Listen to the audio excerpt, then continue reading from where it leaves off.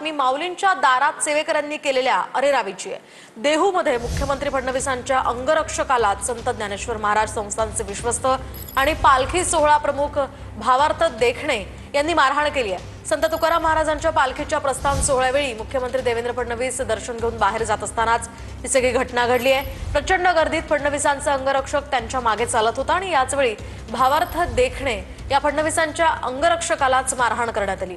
दुसरीकडे आळंदी संस्थानचे विश्वस्त या ठिकाणी योगीश्री निरंजन नाथ यांनी सुद्धा पुण्यामध्ये माध्यमांच्या प्रतिनिधींसोबत अरेरावी केली आहे। पुण्यातल्या विठ्ठल रुक्मिणी मंदिरामध्ये पालखी मुक्कामी असतानाच निरंजन नाथ यांनी माध्यम प्रतिनिधींना अडवण्याचा प्रयत्न करत थैथयाट केला।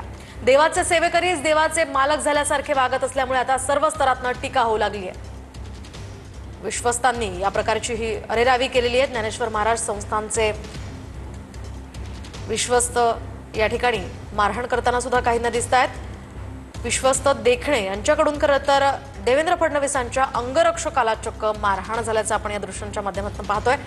तर तिकडे आळंदी देवस्थानचे विश्वस्त सुद्धा प्रतिनिधींसोबत अरेरावी करताना पाहायला मिळत आहेत। सगळ्या